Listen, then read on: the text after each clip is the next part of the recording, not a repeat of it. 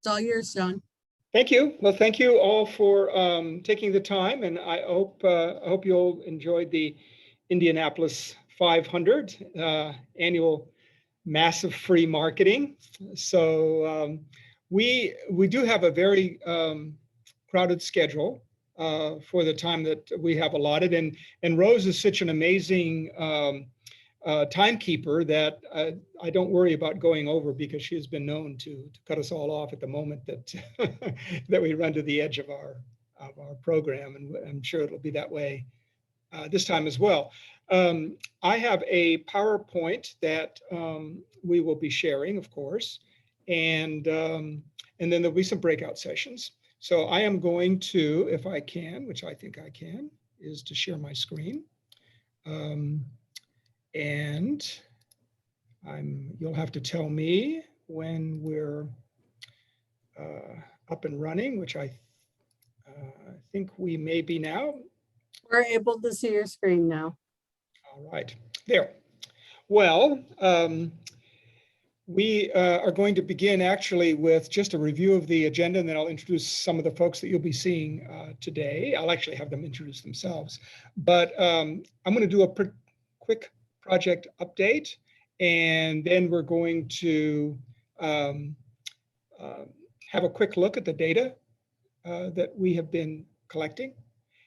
I'm going to review the SWOT, and I'll tee up the SWOT, and then that'll be the discussion point in the breakout rooms, with a special focus on how those elements of the SWOT are going to inform the CEDS.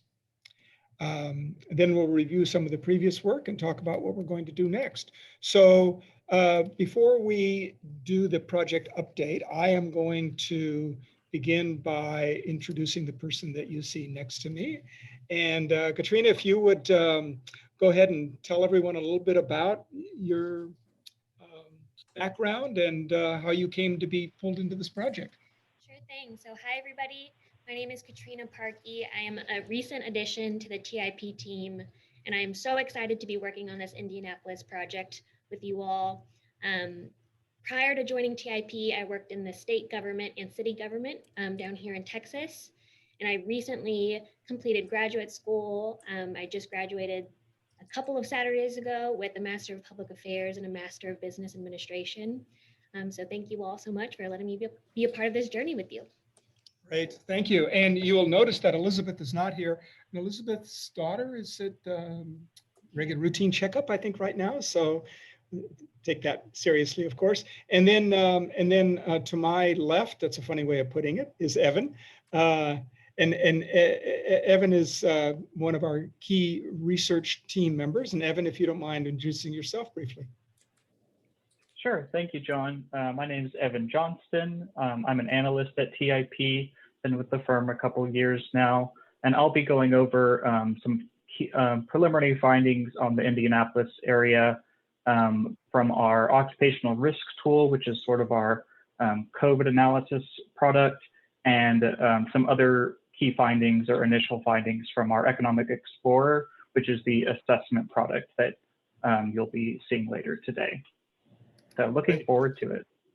Thank you, Evan. And Evan and I have stimulating conversations, as all of us do at TIP, pretty much all the time, about how the post-COVID economy is going to look, which of course is hugely important to us when it comes to the Indianapolis project. So as a reminder of the project goal, this is a comprehensive economic development strategy, the region being defined with these counties. And this is the schedule that we are pretty much on track with, moving out of the discovery phase and into the opportunity phase. The opportunity phase is where we begin to lay out the strategy specifically that will form the heart of the CEDS document. Now, pardon me just a moment. This is Mike Dellinger in Morgan County. Shelby County's not participating in this? Well, I think Rose, go ahead, Rose. I'm coming back on. Shelby County is not participating. Shelby County is part of another economic development district.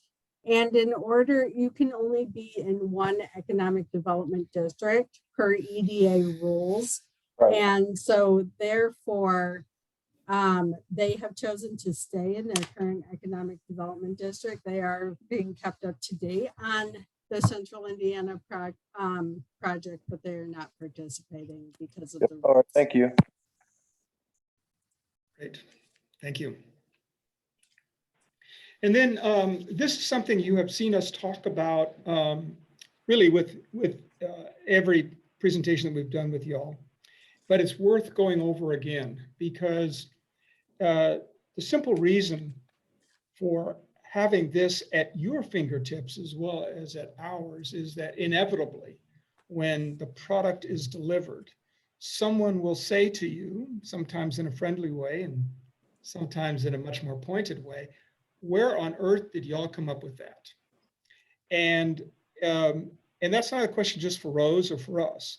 It's a question that you on the CEDS committee will almost invariably be getting. So the answer to the question is really, we came up with this collectively in three ways. It was the very things that the people in the broader Indianapolis community said, and then what the data tell us. And that's why I think Evan's presentation is going to be so important, because often what we hear from the data are not necessarily what conforms with your own understanding of the area, but it's how everyone who isn't in Indianapolis and in the region, it's how they see you. And so the data are important even when they're wrong. I know that's a funny way to put it, but maybe it's especially true when they're wrong for us to find a corrective. And then finally, what we bring to the table as TIP with our understanding of trends in economic development, best practices of other communities, and the strategies and initiatives that we have seen work and or fail, especially in areas that are very popular right now, such as talent attraction and retention. So let's move to those early data findings, and we'll start with the occupational risk tool. And I think, are you able to share your screen on this, Evan? No, I need the host to enable screen sharing, please. Okay. Is that something that you can do for us, Rose? Done. You should have access now.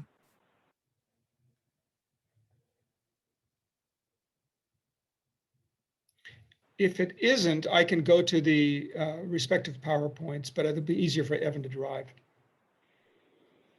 Everyone see my screen? Great. Yes. Okay, so the first thing I'm going to share with you all is our occupational risk tool. And what this was a year ago when the COVID pandemic started, we were tasked with trying to understand what workers are going to be at risk and how do we measure that risk. So we came up with measuring risk by occupations.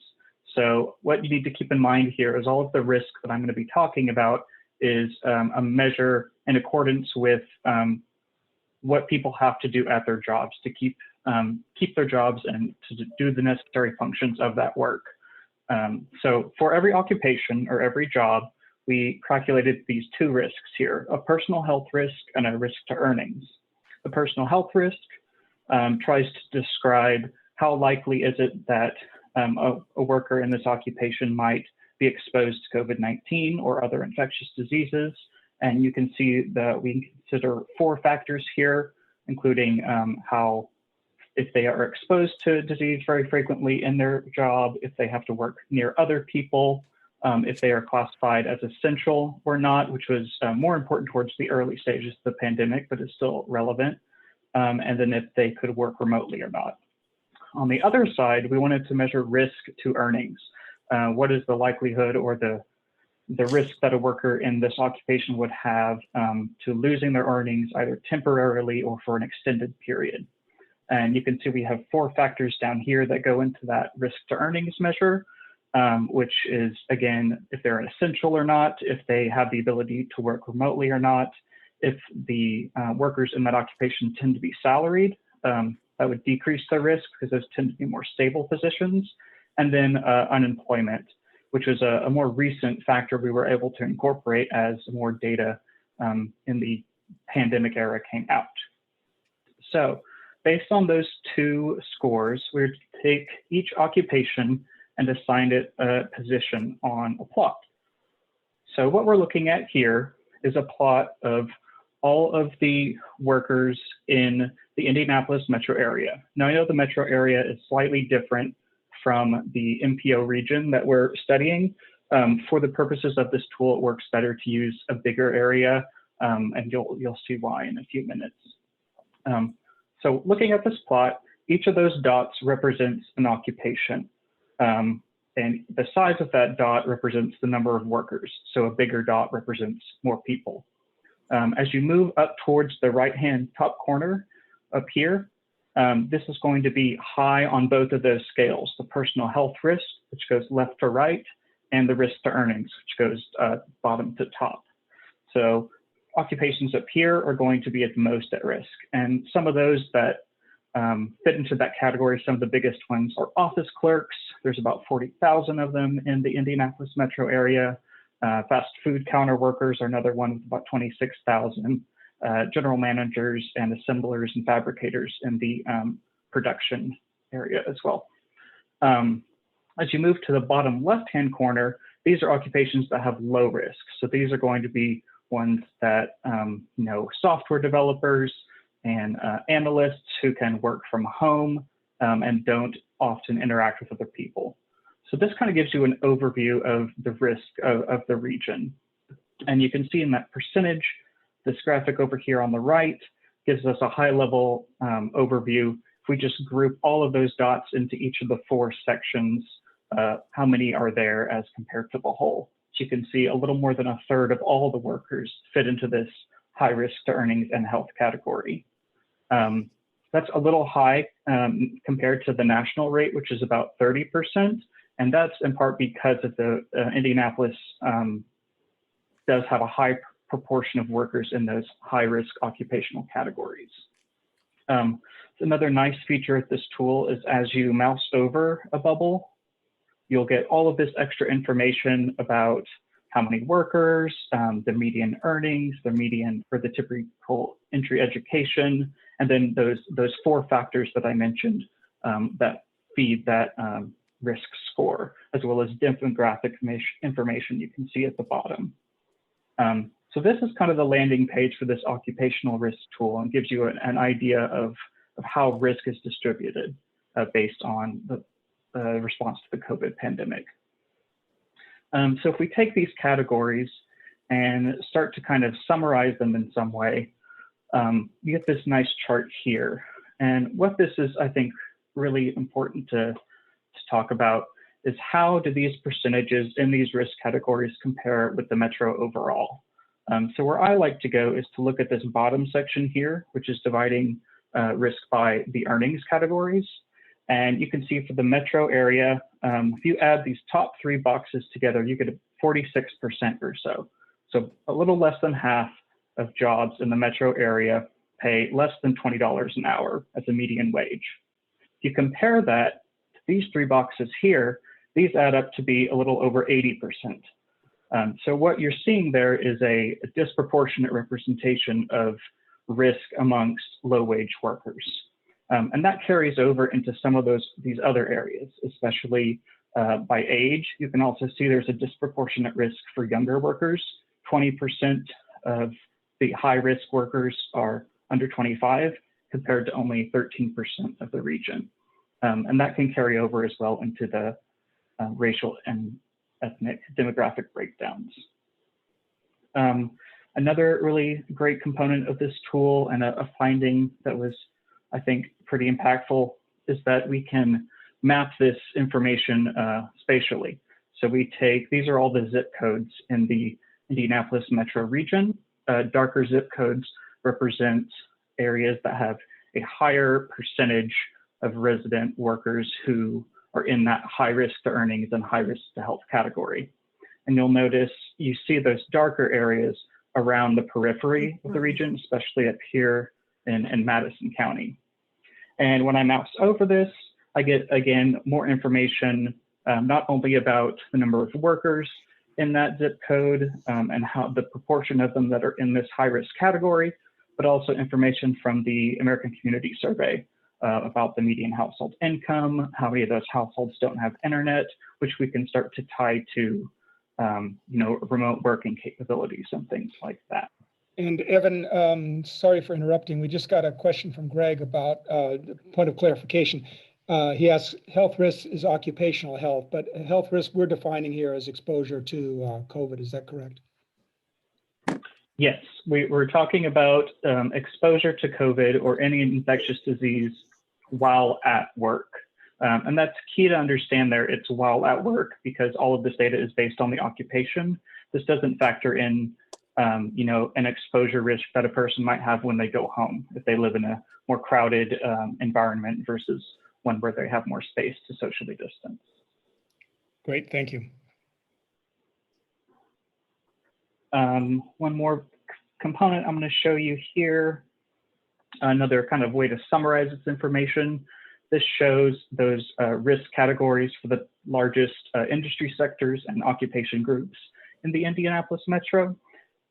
The one that sticks out here, you can see, is the food preparation group. Basically, all of the workers in that group are in this high risk category. The others you can see there's a more even distribution between the four.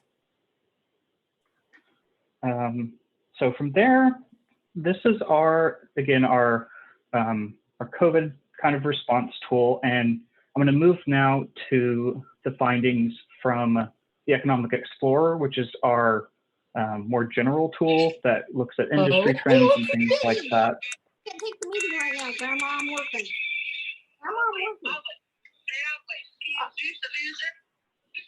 So John, If you are not I'm in presenting, a session, please Grandma. unmute or please mute yourself. Abby. Julia, Julia, will you please mute your phone? Yeah, I see her, Mom. I see her, but I've got my tablet. I've got my tablet. Grandma got it for me, but my tablet's super important. Look at her go, Courtney. My staff just John, reminded if me you that I would- can mute participants. Sorry for the interruption. no problems. John, if you would share your screen again, the rest of my slides are in the presentation.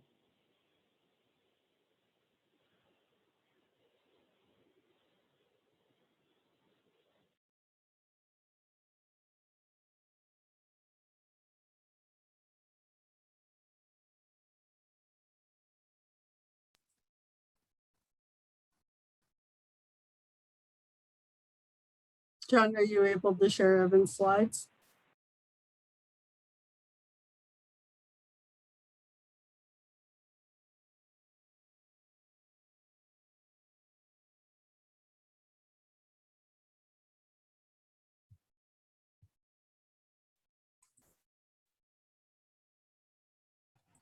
Sorry for the delay. We're just switching screens here and go to presentations and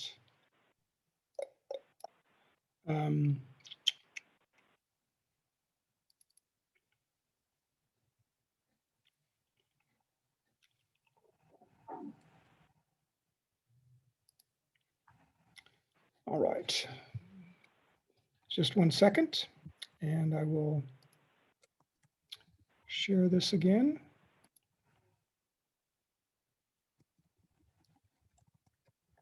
Yeah. And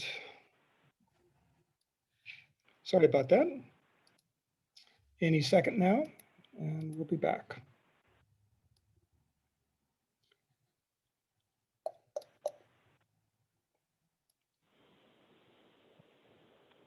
Great. Momentarily. Sorry about that. And Right there is perfect. Yep. Good. Let me go ahead and blow it up.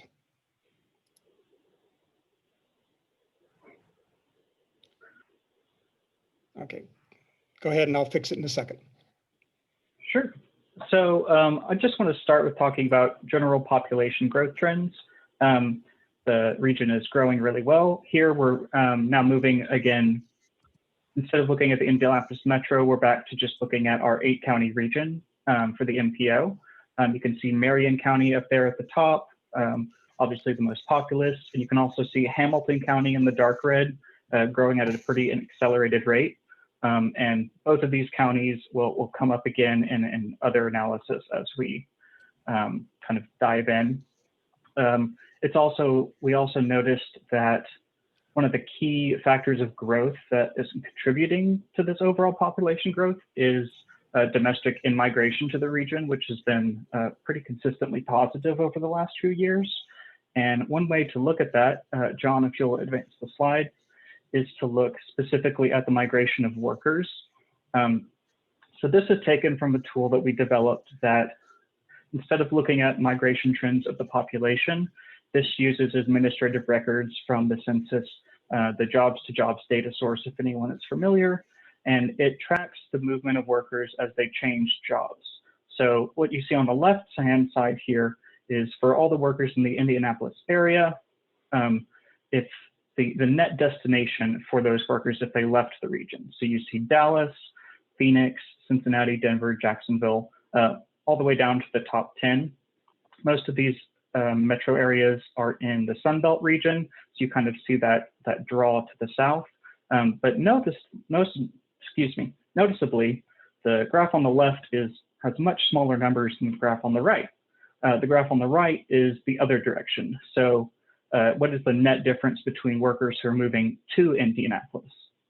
And here you see the biggest source is non-MSA Indiana, which is just sort of a way of saying rural Indiana. The rest of all of the counties in the state that are not part of a metro region. So you can see that is a great attractor. And if you go down that top 10 list, you see that essentially all of these metro areas are in some other part of Indiana. So Indianapolis is really attracting workers from other parts of the state, typically. Another pattern you see here, the colors on these bars represent age groups. And you see that the blue ones, which are younger workers, under 25 and 25 to 34, take up the biggest portions. That makes sense because younger workers tend to be the most mobile, the most willing to move. So it makes sense that those would be the ones who tend to move the most. Some places where we see that trend break down is in Chicago, where you have a lot of some older workers tending to come back to Indianapolis rather. And another place that's unusual is Cincinnati as one of the destinations. It's kind of hard to see because it's squished there, but you can see that the red portion there is making up a bigger part of that bar than the others, indicating that maybe it's older workers who are tending to move away in that case. John, if you'll advance to the next one. Another interesting finding was, we've so far we've been kind of looking at the region holistically. Now here we're starting to break it down by county and kind of dive into those differences within the region. So what I think is key here is, as you look at the top there, Hamilton and Boone County at the northern end of the region have a really high proportion of high educational attainment. Hamilton County has almost 60% of residents over 25 with a bachelor's or higher, which is well above the national and state averages. As you can see right in the middle there, there's the US, Marion County, Hancock, and Indiana. On the other side, Madison County and Morgan struggle a little more with having high educational attainment among their populace. And these patterns are important because they're also reflected in the median household income for these counties. So you see that relationship very clearly between an educated populace and a wealthy populace. John, if you'll advance to the next one. Another finding that was really prevalent, again, kind of focusing on that divide between different counties and the diversity of these counties, we see that here in the red circles, you'll see Marion and Madison County at the bottom end of these two spectrums, which show a percentage of households with access to computers at home or access to the internet at home. Both of those counties are below the state and national levels, respectively. And again, you see Hamilton, Boone, and Hendricks County on the right side with relatively small shares of their households that don't have access. So then, if you'll go to the next slide, John, if we take this kind of same view and look at the workers who worked from home in 2019, we see those positions reversed. And now we see Hamilton, Boone, and Hendricks County having much higher shares of their workers able to work remotely above state and national averages as compared to Madison and Marion, which were again on the low end. And Evan, if I may interrupt you, we can draw some conclusions from this, can't we, in terms of type of employment and wages, both? Or is that going a step too far? No, definitely. As we look, some of the other data we looked at, kind of moving to industry compositions, definitely shows those northern counties tend to be more focused, or at least Hamilton in particular tends to be focused on healthcare, finance and insurance, professional services, as well as Boone County has quite a pretty high professional services sector compared to Marion, which is kind of a mix of everything. But Madison in particular had a really strong manufacturing sector, which has tended not to translate as much into those higher wages. Yes, and so excuse me for interrupting on this, Evan, but I know it wouldn't be fair to draw a causal relationship, but I'm going to try anyway, that the absence of high-speed internet would be an impediment to higher wage jobs. Is that too general a comment? Maybe it definitely can be an impediment. And as we saw in the last year, it was definitely an impediment to the ability to work remotely, and ties again back into those risk factors that we looked at initially. Super. You can advance. Thank you. So this graph looks at employment change by county over the last 20 years or so.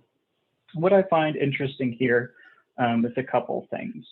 First, I want to point out the two purple lines, which are sort of in the middle there, behind the others. Those are your state and national trends. So those are your benchmarks to compare against. And you can see most of the counties in the region are well above those. So there's a lot of evidence for strong employment growth over the last 2 decades. You'll also notice between 19 and 20, pretty much everybody lost jobs due to the COVID recession and the fallout from that. Notably, not following that trend are Hendricks and Boone County, which you see highlighted in red there at the top. Not only have they had historically strong employment growth over the last 2 decades, they also gained employment over the last year, which is really unusual.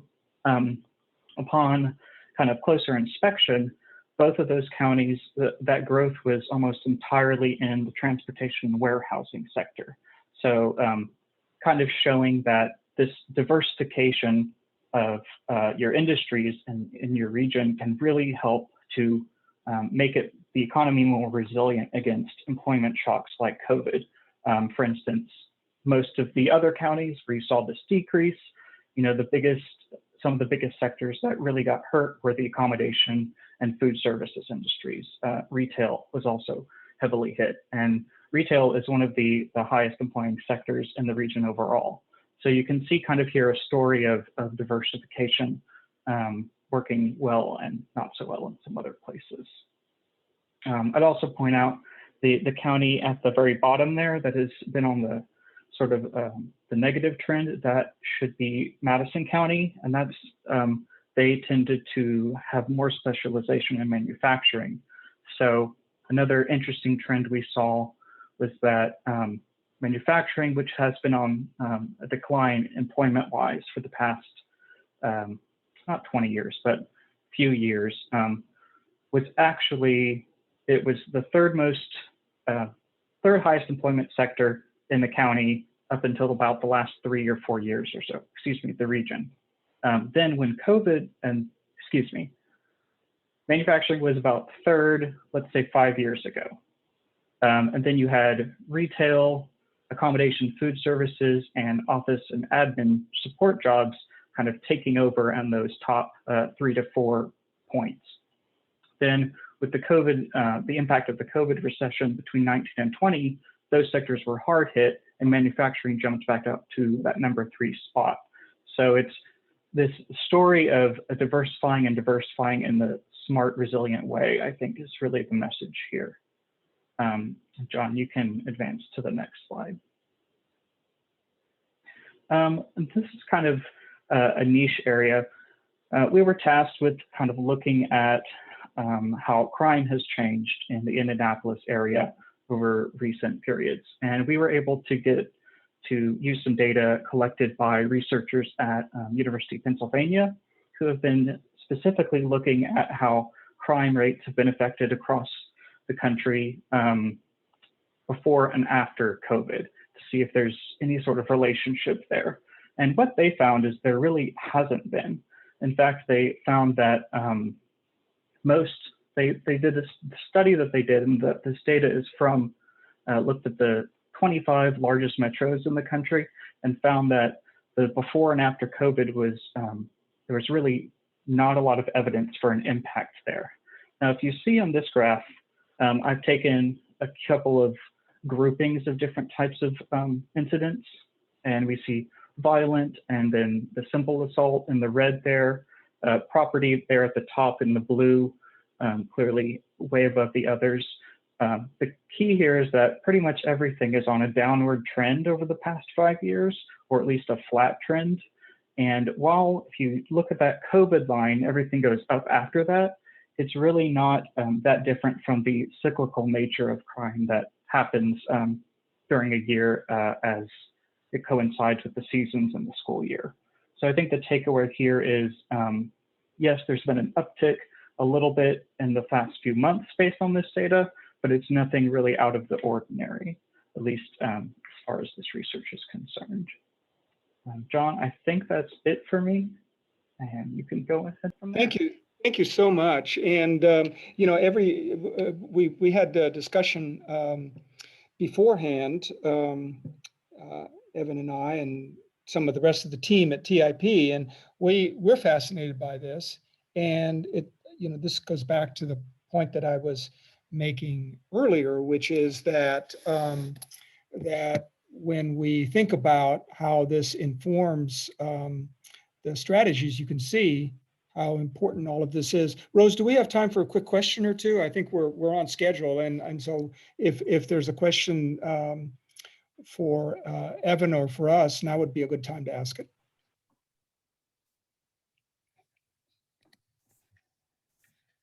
We definitely have time for a question or two. I haven't seen any more pop up in the chat box. Okay, then let us move ahead. I hope that there's questions later on, because I still have a lot of questions for Evan as well, and he's been able to answer them really well as we've gone forward. We did have a question that come in that said, how will disproportionately be addressed in the solutions? I'm sorry, ask that again. How will people who have been disproportionately impacted be addressed in the solutions? Well, I appreciate that question, and we will get to that, because Katrina and I were just discussing that very point about what does it mean for this CEDS to be driven for the desire for an equitable recovery. And I'll go so far as to say, if we don't address it, we won't have, we've missed a major opportunity if we don't, because this isn't just about growth per se, it's really about equitable growth. So I think we're very sensitive to that. And this is to support the importance of data. If we don't have the information, such as that occupational risk tool, and even some of the other elements, and we've gone into more detail than what you've just seen here. Without that data, we wouldn't be able to address it. So it's just to understand that those relationships first before we can move to the strategies, if that makes sense. And Debbie, I will add that the strategies in part will come from all of you. So making sure that you're using your voice in what you're seeing, hearing, and understanding in the region will be very important. We did have 2 more questions come in, John. Okay. One is, do you have the ability to disaggregate job growth data by job quality?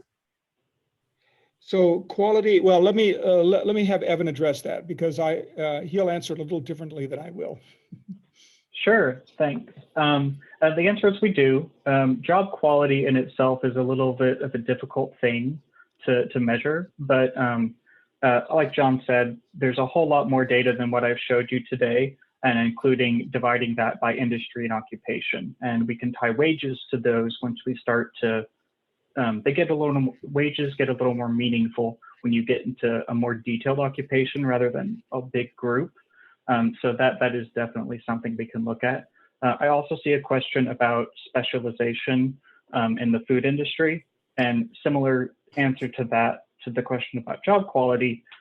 When we start to, in the tool that you'll receive, you will be able to get a little deeper into that, and we track specialization by looking at a measure called the location quotient, which some of you might be familiar with, which is just a relative specialization of an industry in an area compared to the national average. So we are looking at those things as well. I think Sean had a typo and wants a snack. He was actually looking for a good metric to track specialization, but I think you hit it with the location quotient. And Mr. Dawes has asked if the slides will be made available, and the answer is absolutely. I'll be sending them out with the post-meeting follow-up information, and they'll be on the MPO's CEDS webpage. Oh, good. Thank you. And the other question, I always try to think myself into being a committee member as well. And the question I always ask myself is, are you going to connect the dots? And connecting the dots here, I think you've been asking that question in one form or another throughout this process, and connecting the dots between, say, the at-risk professions and education or income or job prospects. And I think all of that, we can't connect all of them, but I think from a strategy standpoint, certainly we're going to be taking a look at that and making sure that there's a connection. And when we have this breakout rows, that's really our major task when we break out, is to see collectively how well we can tie this information to how it informs the plan, in other words. So to tee us up for that, we wanted to take a look at the SWOT, and I'm going to turn it over here for a second to Katrina, just to talk about how we think about the SWOT process. Sure, thank you, John. So as a reminder for everybody, the SWOT, the strengths, weaknesses, opportunities, and threats analysis. I need you to be a little closer to the mic or project a little more, even though that's weird when you're talking to a computer. Sure thing. Thank you for that. So as a reminder for everybody, the SWOT analysis, the strengths, weaknesses, opportunities, and threats analysis are a required component of the CEDS, the Comprehensive Economic Development Strategy. And so here at TIP, we like to look at it based on different geographic locations. Of course, identifying these components at the regional level allow the most opportunity for a degree of control. Those things are most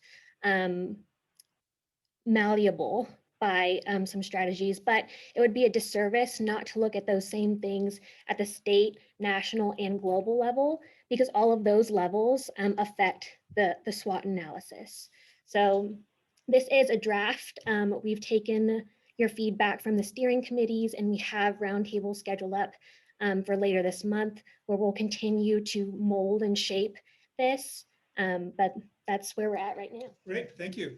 And to give you a sense here of how this has been unfolding, and thank you again, Katrina, because I think it's really important to see the difference from your traditional SWOT, and you've been filling it out, and we have kind of collectively.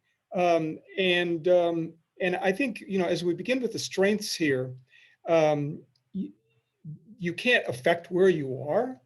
Obviously, Indianapolis is going to stay in the heartland, but the way that you position that is something that is really important from a branding standpoint. So you can't control it, but you can influence it.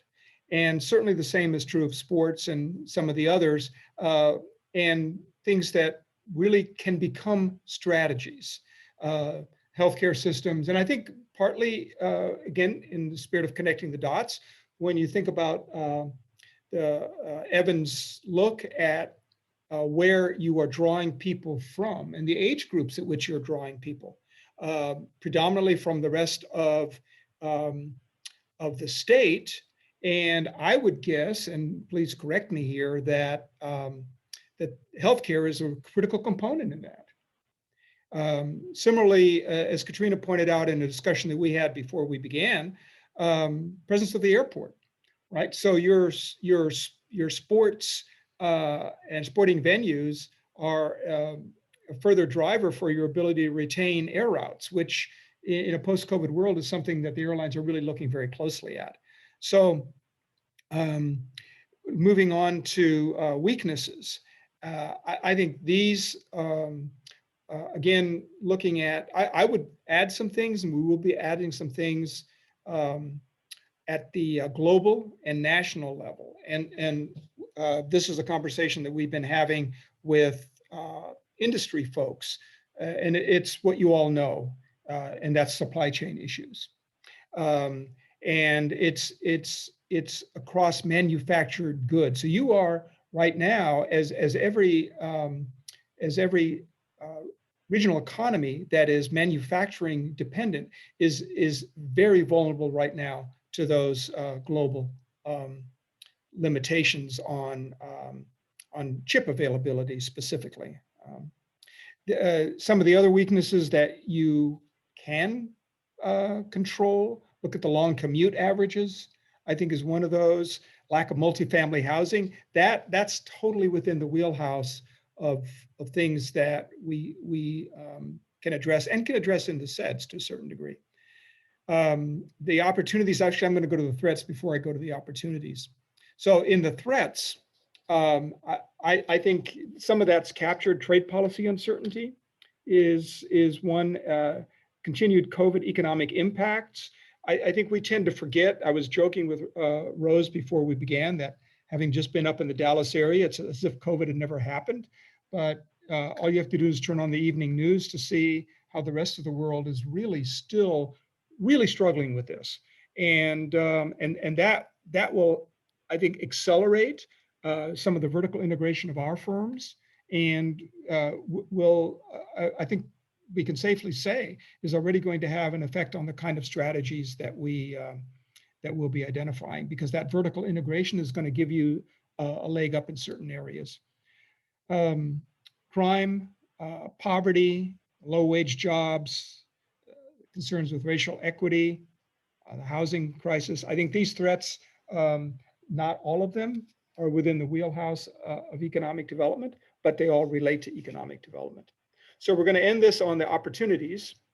And I think this is one that we talked about earlier as something that we really, I think, will want to draw out of the roundtables and discussion groups that we'll be having, including in a couple minutes here when Rose breaks us out into our discussion groups.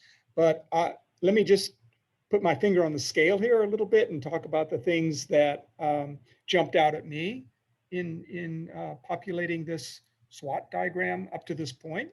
One is about commercial land development. I think that getting your thoughts on that is really important to us.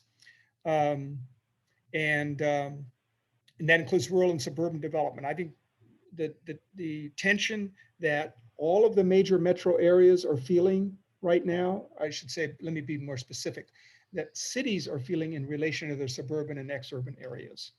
I think I think we need to be candid about that. We need to talk about some of the commute data and migration data within the metro areas versus the center city. That's going to be extremely relevant. to Indianapolis as well. So with that, I think we are at our discussion breakout room point. And Rose, I'm going to turn it over to you and let you take us through the next step. Great. So I am going to create a number of breakout rooms, and there will be 6 to 7 people in each of the breakout rooms. And you will have, John, did we give them 15 minutes or longer than that? 15.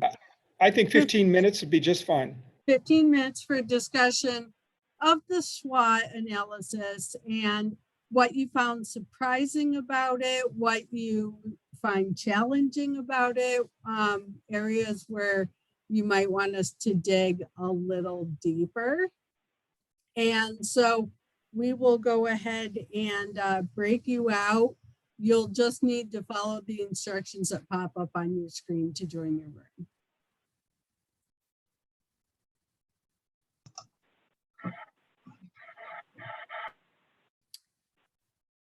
You've been invited to a breakout room and have a great conversation.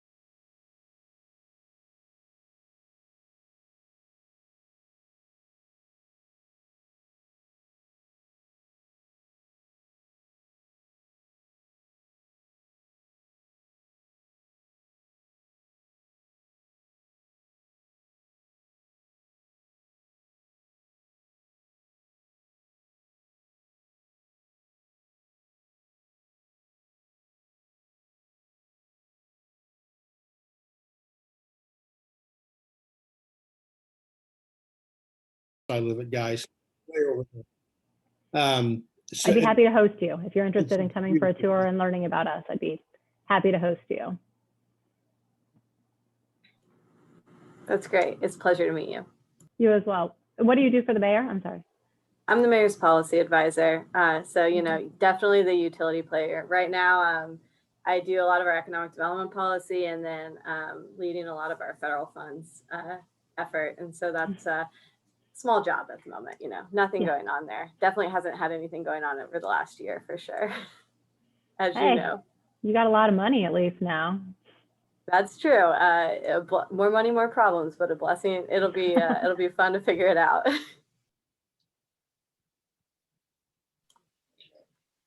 So what was your reaction to the comment in the threats of lack of economic development tools, given that you have economic development kind of under? Yeah, so I think actually the interesting thing is around our incentive structure.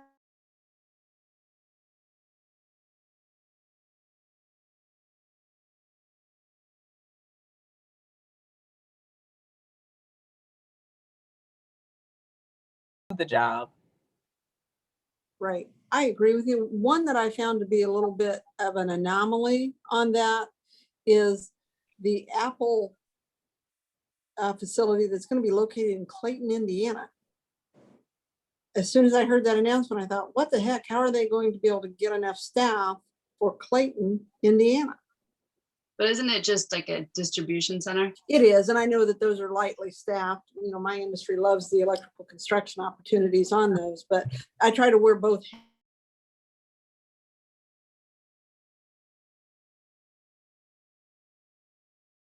To your comment about medical innovation, medical technology, developments, training, all of that. I think that is an area.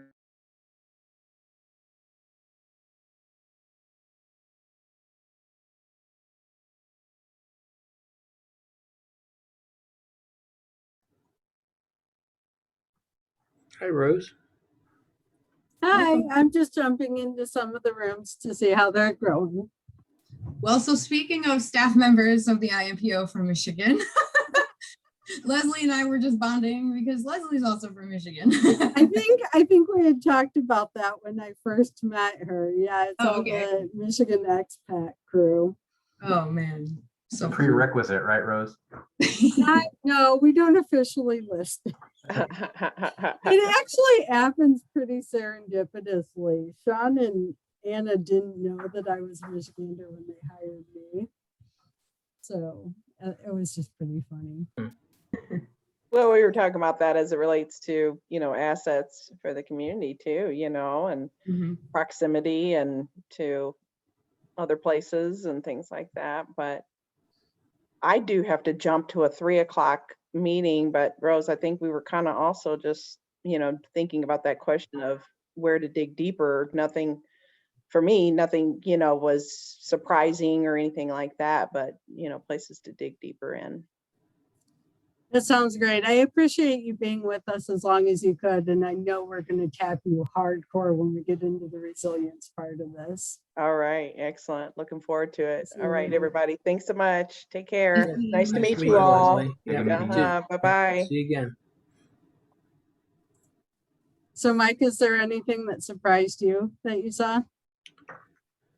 I mean, it really seemed like it was most of the data or, you know, the reporting was what we knew, I mean, or thought we knew.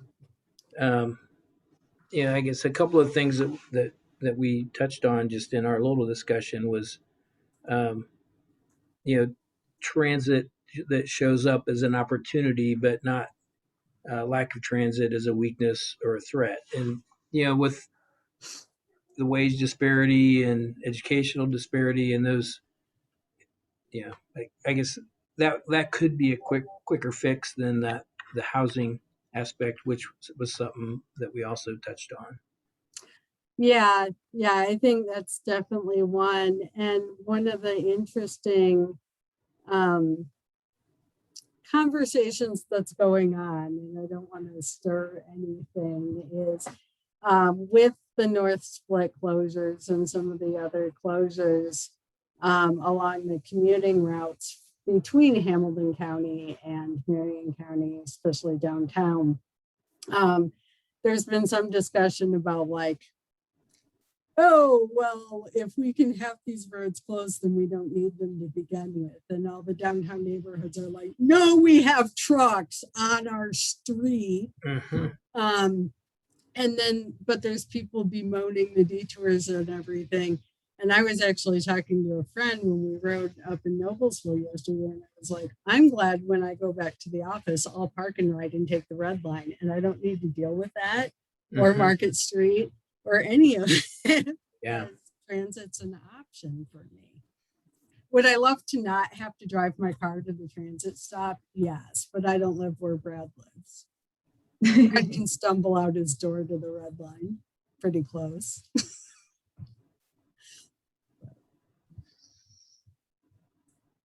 No, I think it's always interesting to see data reported, especially from sources that we haven't looked at before. And this is slightly different sources than we've looked at.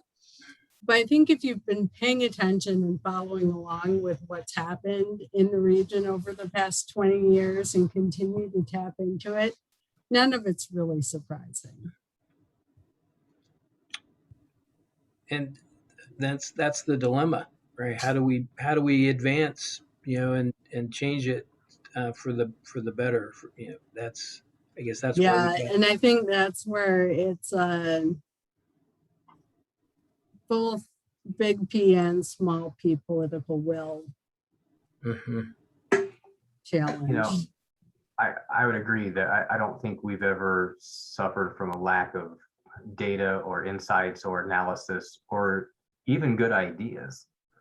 There's been a lot of good ideas. There's a lot of smart people in the room.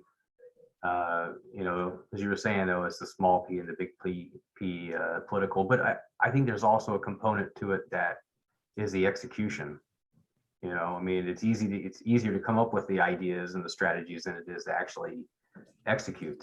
It's just hard. It's hard. Well, and funding and implementation of using the funds, because even though right now, there's tons of money being thrown around, the ways to access it and use it are not always as straightforward as it could be, or they pit parts of regions against each other in the same way that sometimes the tax structure does. And so then it makes it very challenging to decide, like, okay, well, who's going to tackle which problems when? That's a part of it too, is assigning kind of the ownership. It's just hard. It is, to get the right people in the right spot with the right tools and resources and timing to get it done. Right. And there are regions who have done the work and done it even in Indiana, but they kind of take a like very strong-fisted approach rather than trying to build collaboration. And so it's trying to find that balance.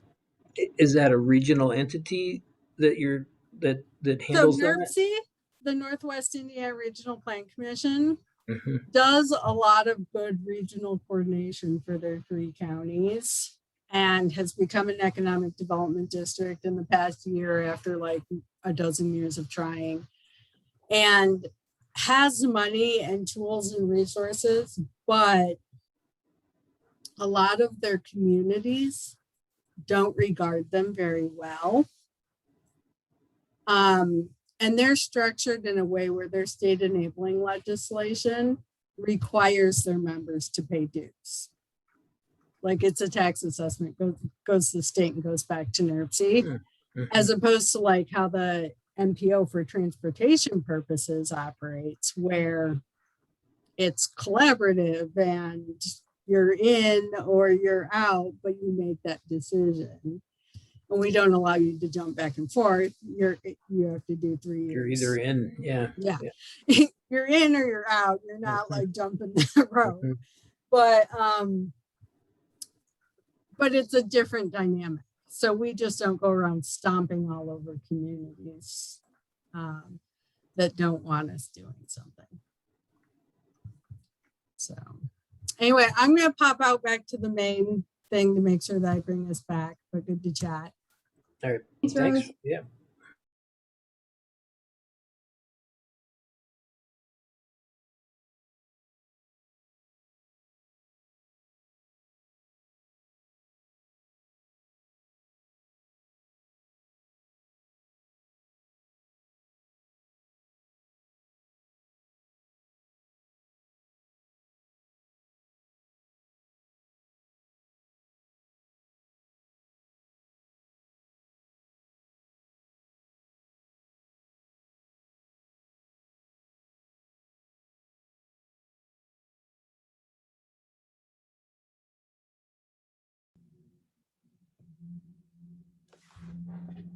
Hey, Rose.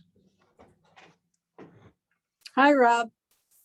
They're I in breakout in- rooms and I didn't get you assigned as soon as you popped in, but they're coming back in like 2 minutes. No, you popped me into 6. I was on my Okay. cell phone in transit. I got out of a late meeting. So I went ahead and signed on the laptop, and I'm wrapping up the room, trying to catch up a little bit of what was happening. So Got it. We're going to bring people back in here in just a minute and continue on the meeting. So I'm going to reach out and see if we could do a phone call or a Zoom in the next few days. I wanted to follow up on conversation I had with Michael and Mark, and just kind of talk through a couple of strategies. Okay. Try to get my up to speed on a couple thoughts. So, but sounds good. Nothing urgent, but I'll get something put out there in a couple of days. Okay. Sounds perfect. You doing okay? Yeah. Yeah. Doing well. Enough to keep you busy? Yeah. Plenty of that between work and life. I hear you. It's a good time though. It Take is. every day for what it's worth and try to make the best out of it. Absolutely. Okay, I'm going to bring people back. All right. In a minute.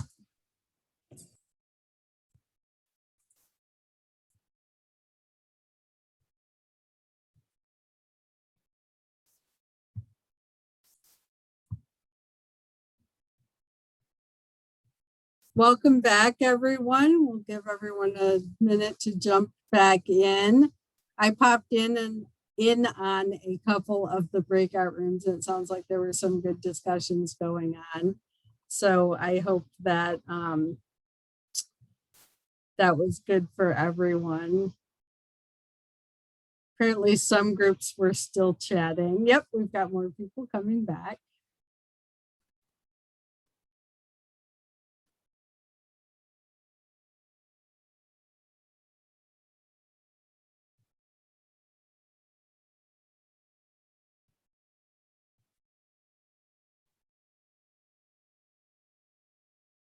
John's not back yet, so that's when we know we're ready to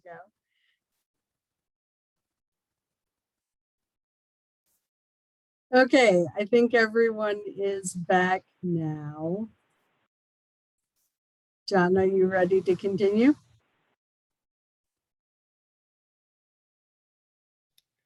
I am ready, thank you. And let me begin by apologizing for the fact that typically we get these PowerPoints to you in advance, Rose, as you know, and partly because leading up to the holiday, we were a little bit swamped, and we actually were working on some of this material right up through the holidays. So you will be getting a copy of the PowerPoint in the future. You will be getting it in advance. I think this was just a bit of an aberration, and I know that would have made it much easier to have some of these discussions as well. But I think I was in a very robust group for discussing some of this, and I think we will certainly be using this information that you've shared with us over the next, I guess, for the duration of the project. So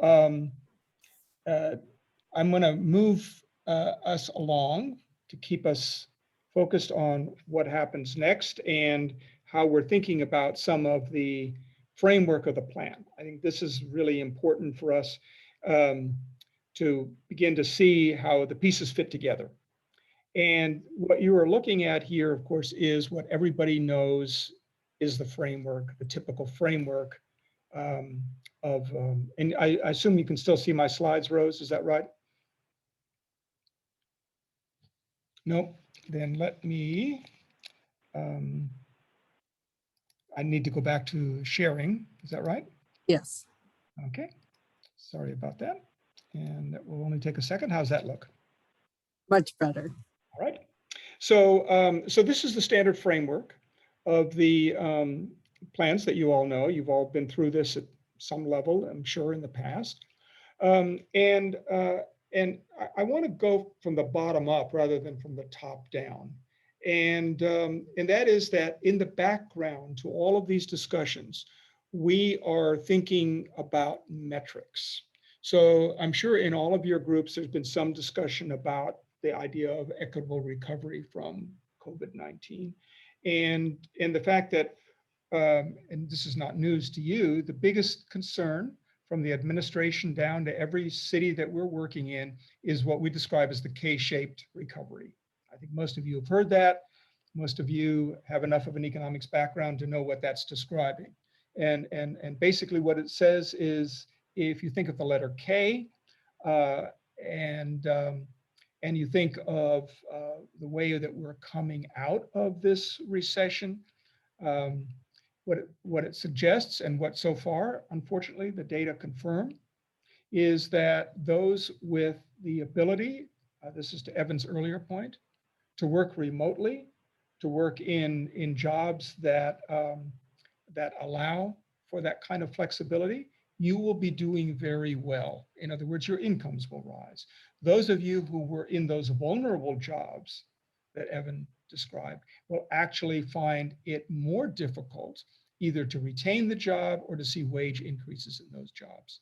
So the notion of the equitable recovery and the metrics around it is our number one challenge.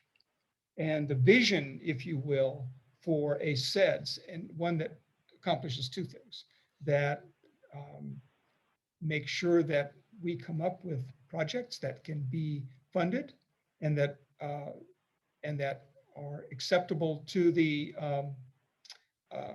greater Indianapolis region as a whole, and then that also have the highest impact. So it's really three things that we're focusing on that we want to use as a filter for all of the strategies that define it, and that ultimately can be encapsulated in a vision that addresses the number one crisis, and that's the K-shaped recovery. So will the EDA fund it? Is it acceptable to the community? And will it have a high impact? That's really what we're focused on. And the goals around that are going to be ones that meet these needs. And it's our desire to identify specific outcomes that move us toward equitable growth. And this is a quick summary of some of the things that you've already identified. And you can see that it charts out a roadmap for us already in terms of where our focus will lie. And then your key areas of concern when you think of addressing recovery, workforce training, housing, transportation infrastructure, and downtown Indy investment. And so this is not definitive. In other words, this isn't the only thing that we're looking at, but we're taking this very seriously. And we also need to be really creative around this. We had a discussion in the group that Katrina and I sat in about housing. And one of the ways the problem was described to us, it wasn't just a housing affordability, it was also an income. In other words, described as almost a perfect storm of not having the wages, not having the occupations that have the wages that can afford the housing. Because you're you know, vis-a-vis some of the other communities, if you listen to NPR this morning, I woke up listening to NPR. And if you were like me and Katrina, she happened to have been listening to it too. was the Boise story, right? Boise's was a 250% increase in something like the last few years in housing costs. I don't think Indianapolis is at that level, 250%, 2.5 times the cost of the houses. But if you have an affordability crisis and you have an income crisis, we're going to have to come up with more creative solutions.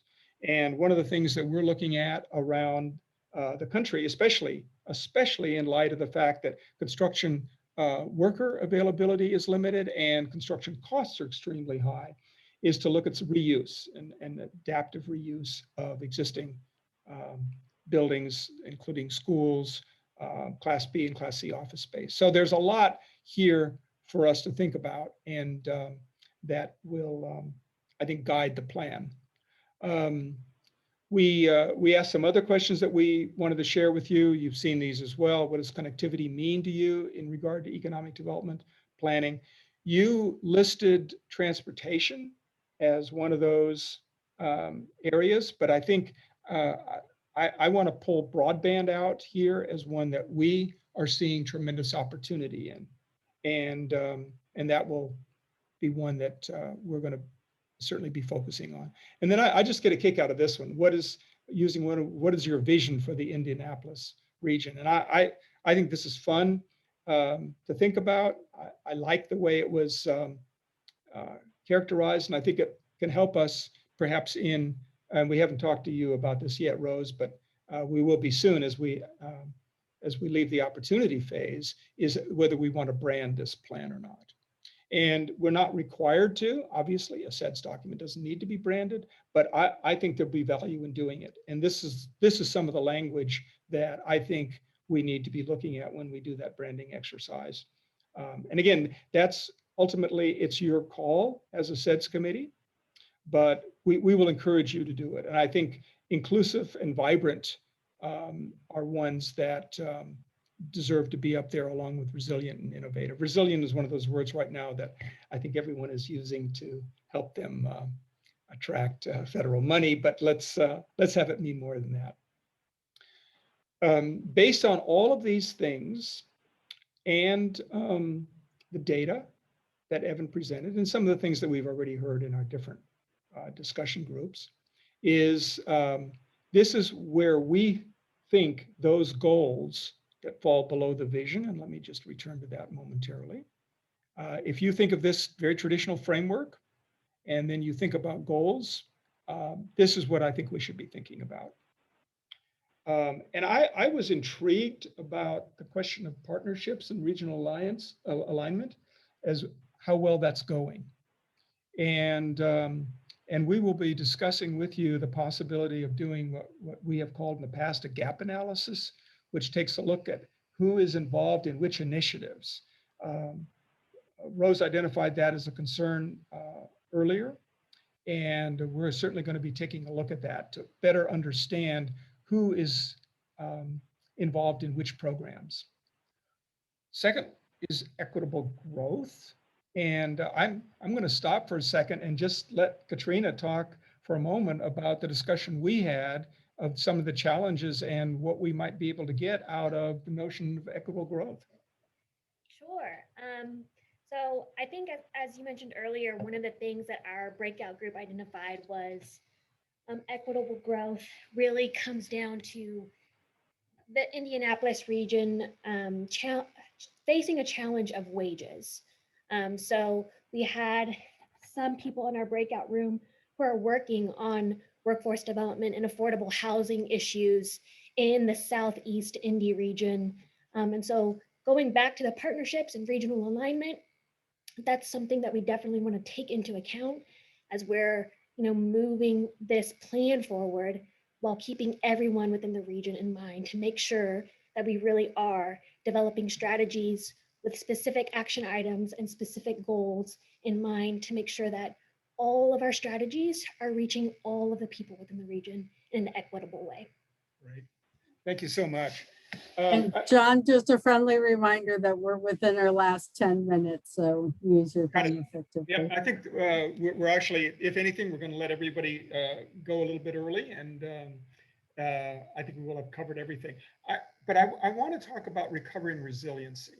And I want everyone to, that's on this CEDS committee, and Elizabeth will reach out to you on this as well, to really think about how we use the data that Evan in his occupational risk tool and in some of the other data can inform projects and let's be real practical here and secure EDA funding.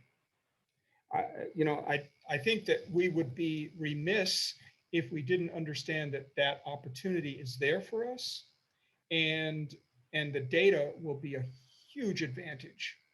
I agree with everything that Katrina said, but when we talk about how we're going to reach certain disadvantaged populations within the Indianapolis area, if collectively, by not just if we have, by applying the data that we have, that Evan and Brent and the rest of our research team have put together, we will be able to target areas.